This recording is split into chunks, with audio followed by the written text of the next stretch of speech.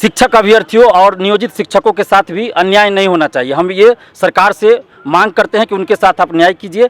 और 6 to 8 के लिए जो सीट नहीं दिया गया है, रिक्ति ही नहीं आई है और सबसे ज़्यादा अभ्यर्थी 6 to 8 के ही हैं।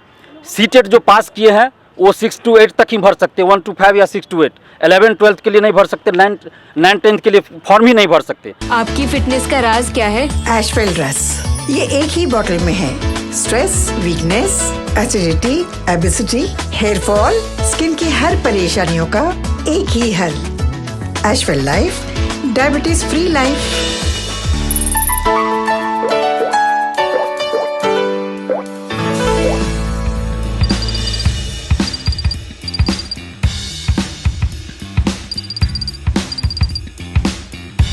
बिहार में जो नई शिक्षक नियमावली लाई गई है, सरकार का कहना है कि गुणवत्तापूर्ण शिक्षा के लिए हम ये कर रहे हैं, तो हम लोग उसका स्वागत करते हैं। गुणवत्तापूर्ण शिक्षा की मांग हम भी लंबे समय से कर रहे थे, पिछले 4-5 सालों से कर रहे थे।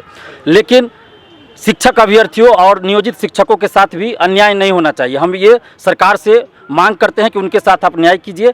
और 6 to 8 के लिए जो सीट नहीं दिया गया है, रिक्ति ही नहीं आई है और सबसे ज़्यादा अभ्यर्थी 6 to 8 के ही हैं।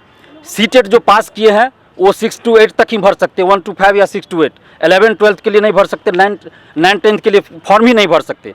और जो बीएड किए हुए हैं वो भी अभी कंफर्म नहीं है कि 1 to 5 में वो क्वालिफाई कर जाते हैं तो उनको नौकरी मिलेगी कि नहीं मिलेगी, क्योंकि सुप्रीम कोर्ट में केस चल रहा है। जो बीएड पास है उनको अलाउ किया जाएगा या नहीं। अभी तक है कि डीएलएड वाले ही 1 to 5 में जा सकते हैं। तो ऐसी परिस्थिति में जो बीएड किए हुए हैं, वर्षों से पात्रता परीक्षा पास किए हुए हैं, तो वो लोग कहाँ जाएंगे? वो फॉर्म भर भी देंगे तो सरकार क्या गारंटी देगी कि 1 to 5 में उनका सिलेक्शन होगा और उनको जॉब मिलेगी, क्योंकि सुप्रीम कोर्ट में केस चल रहा है।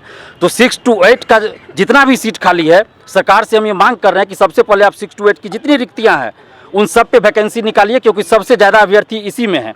इसके बाद 2011 के बाद STET परीक्षा आर्ट्स विषय के लिए नहीं हुआ है। जो 2019 का चल रहा था वो साइंस के कुछ सब्जेक्ट के लिए हुआ, अभी कॉमर्स के लिए हुआ, लेकिन आर्ट्स विषय के लिए हुआ ही नहीं है और सबसे ज़्यादा अभ्यर्थी आर्ट्स विषय के लिए। तो फिर आप वैकेंसी तो निकाल दिए, 1,70,000 दिखा दिए, उसमें भी नियोजित शिक्षक भी भरेंगे, तो फिर ये जो पूरा सीट है वो भरेगा ही नहीं, खाली रह जाएगा इसमें सीट। क्योंकि अब जितना अभ्यर्थी पास कर चुके हैं पात्रता परीक्षा, आप उससे ज़्यादा रिक्ति है बिहार में, लेकिन लोग फॉर्म नहीं भर सकते क्योंकि उस विषय के लिए STET हुआ ही नहीं। और सीटेट जो पास है वो 11 12 के लिए अप्लाई ही नहीं कर सकते हैं।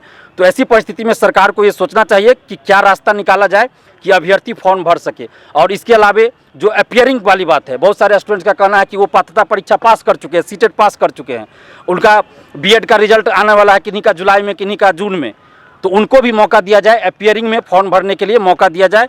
ये हम लोग की मांग है और इसीलिए हम आज प्रेस कॉन्फ्रेंस बुलाए हैं। तो सरकार से हम यही मांग कर रहे हैं कि आप इस पे ध्यान दीजिए और ज़्यादा से ज़्यादा अभ्यर्थियों को मौका मिले शिक्षक बहाली में, चूँकि हर साल तो शिक्षक बहाली आती नहीं है, तो इसलिए आप ऐसा रास्ता निकालिए कि ज़्यादा से ज़्यादा शिक्षक अभ्यर्थी फॉर्म भर सके और गुणवत्तापूर्ण शिक्षा के लिए अग्रसर हो सके, शिक्षा विभाग भी अग्रसर हो सके, बिहार सरकार अग्रसर हो सके और शिक्षक भी हो सके। और एक और पॉइंट है कि नियोजित शिक्षक जो 4 लाख है लगभग, और जो नए अभ्यर्थी शिक्षक अभ्यर्थी, दोनों को आप एक साथ परीक्षा ले रहे हैं, जो कि कहीं से उचित नहीं है। आपको दोनों का अलग अलग परीक्षा लेना चाहिए। अगर नियोजित शिक्षक को आपको लेना है परीक्षा, राज्यकर्मी का दर्जा देने के लिए आप कह रहे हैं, हम तो मांग कर रहे हैं कि आप बिना शर्त नियोजित शिक्षक को राज्यकर्मी का दर्जा दीजिए, क्योंकि उनकी भी नियुक्ति नीतीश कुमार जी के मुख्यमंत्री काल में ही हुआ है, किसी और के काल में नहीं हुआ है। तो आप उनको बिना शर्त राज्यकर्मी का दर्जा दीजिए और उसके बाद आप डिपार्टमेंटल परीक्षा लीजिए, या BPSC से ही लेना है तो उनका अलग से परीक्षा लीजिए नियोजित शिक्षक का।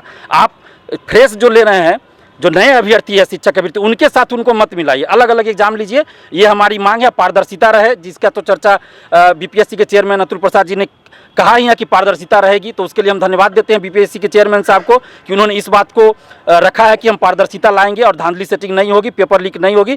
तो इसके लिए हम धन्यवाद देते हैं अतुल प्रसाद जी को। साथ ही नीतीश कुमार जी से ये मांग कर रहे हैं, तेजस्वी यादव जी से मांग कर रहे हैं, जब आप बिहार में 10 लाख 20 लाख नौकरी की बात कर रहे हैं, तो आप इस तरह की वैकेंसी निकाल रहे हैं जिसमें कि अभ्यर्थी फॉर्म ही नहीं भर पाएंगे, तो आधा से ज़्यादा सीट तो खाली रह जाएगा, तो फिर नौकरी किन को मिलेगी? तो इसलिए आप इस पर ध्यान दीजिए। 6 to 8 का आप जितना भी रिक्ति है उस पर वैकेंसी निकालिए, नियोजित शिक्षक के लिए अलग और फ्रेश जो अभ्यर्थी हैं शिक्षक अभ्यर्थी उनके लिए अलग एग्जाम लीजिए।